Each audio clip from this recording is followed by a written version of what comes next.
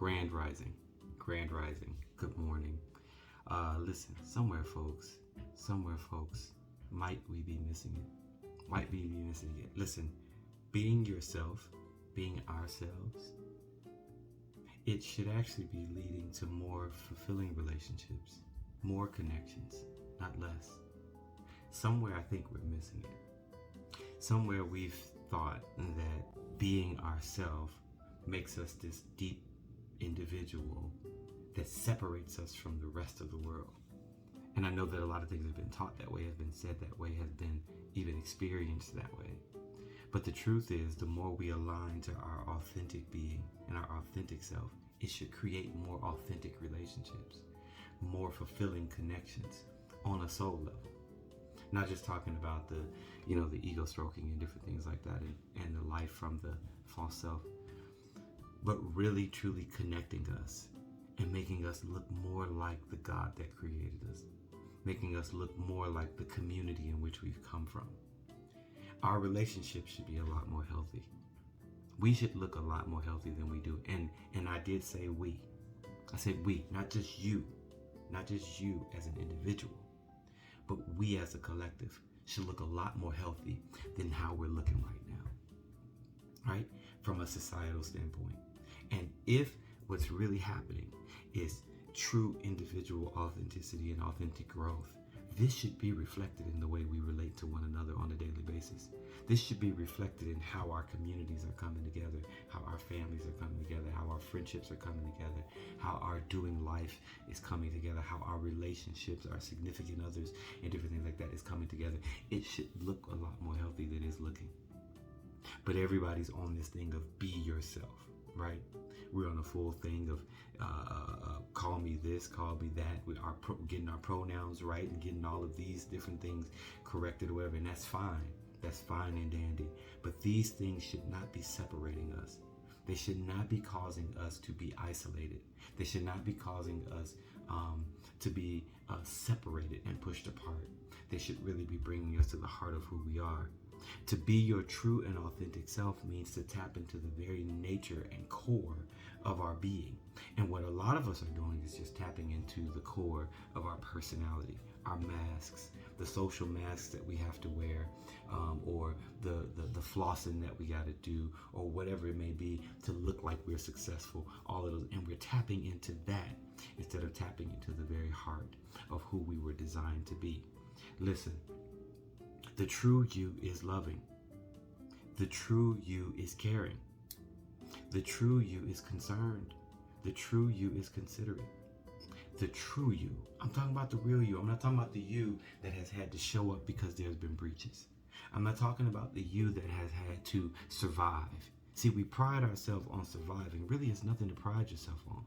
Surviving is not a mode you were created to live in, and a mode to live from. And many of us flaunt the fact that we've survived, and it's great that we survived, but then we live from that survival space, that fight or flight, that live with one eye open because we live in such a dangerous world, and this is that and the other. And I totally get it. This is not a judgment. This is just an observation. I totally get it. I totally understand it. But you were not designed to live in survival mode. When we live in survival mode, believe it or not, you become just as dangerous as the world around you. All right, and some may say, hey, I need to be as dangerous as the world around me because everybody's nuts. But again, I'm speaking to a we. I'm not just speaking to you. I'm speaking to we. I'm speaking to us. I'm speaking to the part where everybody has to do their part to be built up in love. Yes, it begins with you. Yes, it has to be initiated in you, from you. Right? But that same thing should be happening to your sister, your brother, your friend next to you, or whatever. So are we missing it, folks?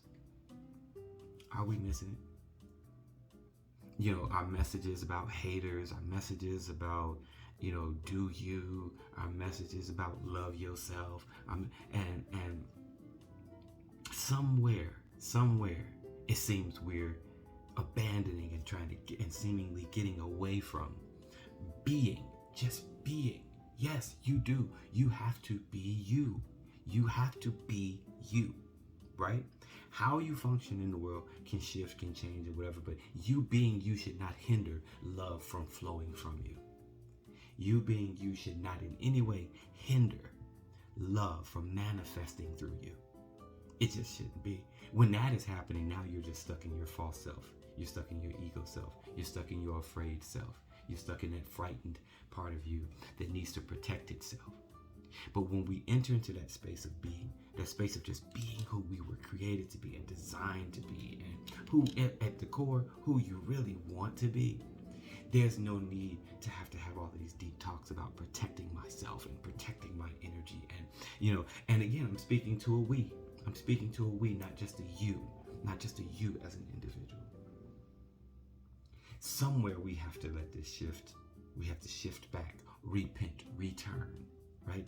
Return to that high space, return to that high place, not high and mighty, not egotistical highs, but to the humble highs, to the humble high that says the divine in me honors the divine in you, the divine in me recognizes the divine in you, right? The God in me recognizes the God in you, right? And the God of the universe, the creator recognize all that. That's worship. That's worship. When we align in our relationships, that's worship. When we align to the true nature of our being, that's worship. When we align to the depths of who we really are, and I'm not even talking about religiously, right? I'm not talking about religiously based on, Christianity, Muslim faith, Buddhism, and this. I'm talking about we have bought into some systems. We've bought into some patterns. We've bought into some philosophies, some religion, some politics. We've bought into our personalities. We've bought into some ill systems that is doing more dividing us than it is actually bringing us together. Even in some of the faiths, when they talk about being set apart, we take that as being separate, as being individual and being separate. But that set apart is not about being separated.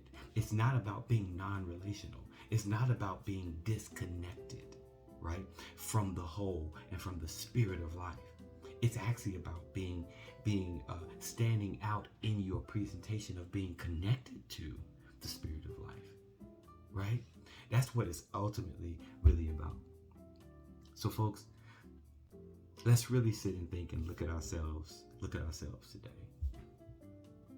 What are we doing? What are we doing? What are we doing? Are we actually advancing in authenticity and the depths of who we were created to be? Or are we abandoning the depths of who we were created to be and authenticity? See, we say, I'm being real. Are you? On what plane? Real in what dimension are you being real? See, to truly be real would be to be loving. To truly be real would be to be authentic. To truly be real would be to be connected. It would be to understand and recognize that this illusion of separation is ultimately getting us nowhere. That it's only creating more problems and not creating a life that we really were designed for and designed to be. It's so scary right now to be in life, to be in relationships, to be connected to people. It's so scary, but it shouldn't be. That should be the place where we thrive. That should be the place where we feel most safe. That should be the place, and yes, I'm saying shoulds, not in a sense of idealism, but in a sense of calling to your spirit to come up to the place that it was designed to be. To come to the space where we can have the fulfillment that our souls were really created to enjoy and to have and to be flooded with. Listen.